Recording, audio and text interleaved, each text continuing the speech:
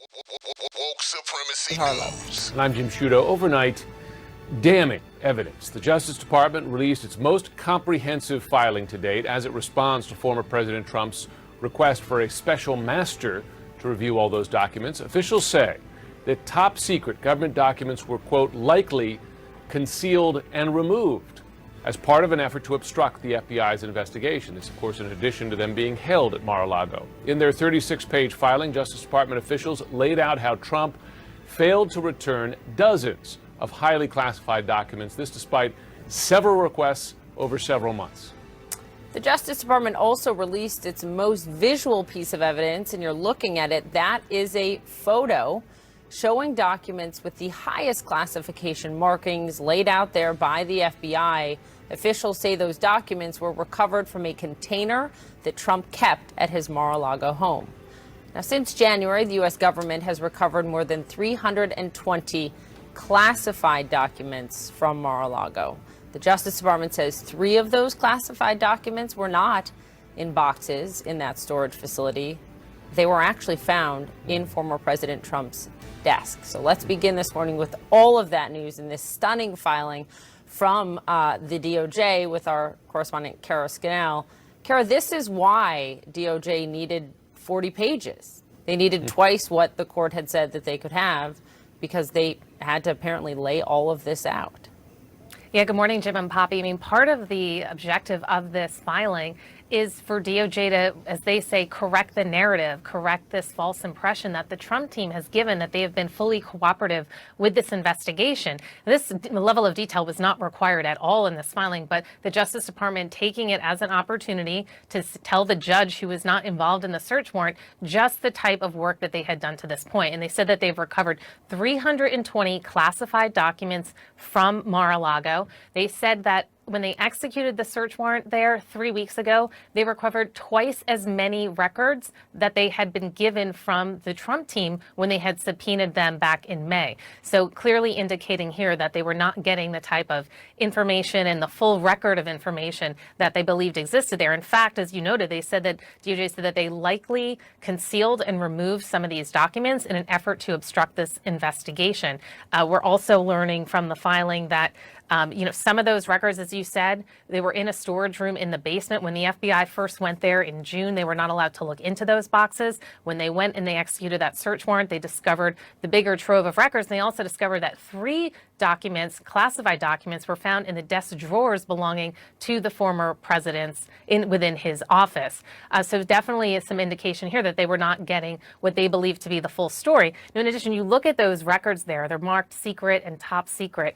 In fact, some of these records were so highly classified that the FBI agents and the Justice Department officials conducting a review of these materials, they already have security clearances, but some of them had to get additional clearances even in order to read these documents.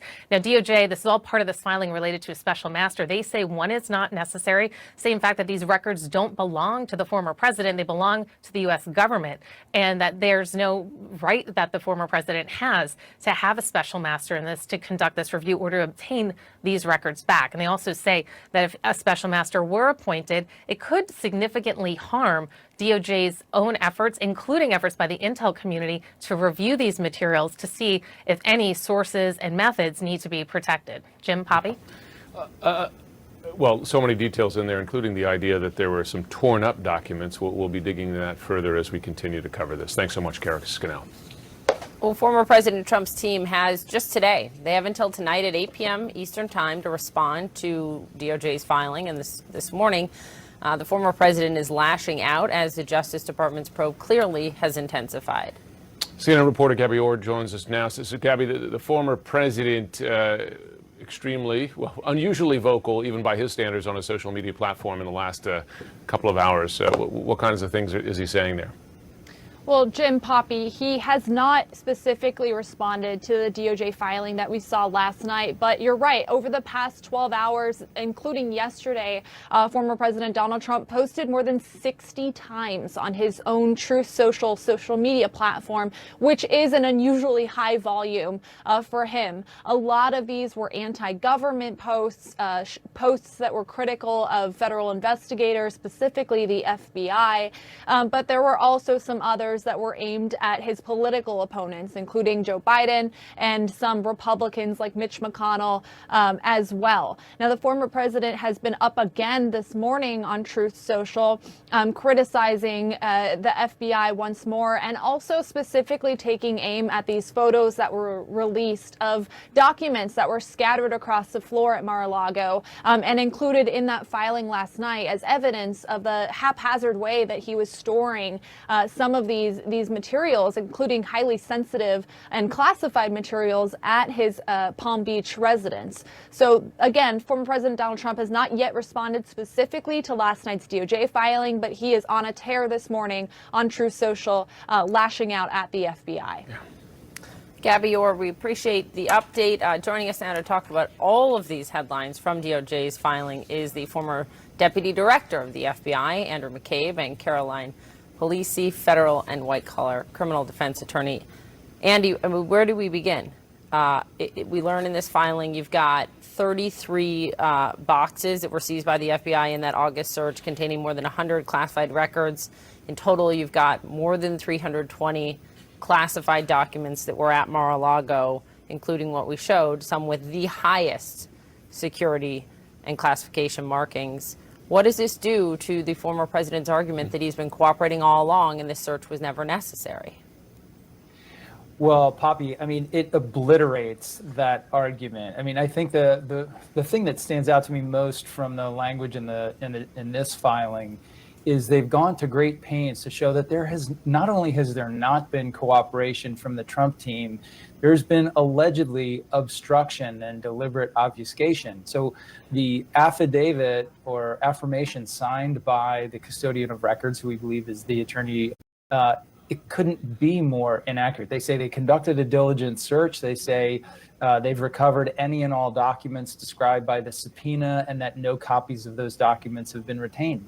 We now know that that's absolutely not true. So you can understand, originally we were like, why did the government feel there was such urgency to take this extreme step of searching the former president's residence? Well, it's perfectly obvious now. It wasn't a rush to judgment. It was only at the conclusion of a year and a half worth of back and forth trying to recover this important material. And then at the very end, they had, as the document indicates, multiple sources to indicate that documents, despite the assurances they had been given, still existed on the property and were being moved to other locations contrary to their instructions. So it's really very damning on the facts. So Caroline, from a legal perspective, I'm curious what is necessary in court to prove an obstruction charge. As Andy was saying, there were more classified documents at Mar-a-Lago after the documents were removed in January and after a visit from DOJ officials in June. One of Trump's lawyers had signed a letter claiming they were all there. That's clearly not true. Whether he knew it or not, I don't know. But what would you, is that legal proof of obstruction, and by whom? I mean, is it Trump's lawyers, Trump himself?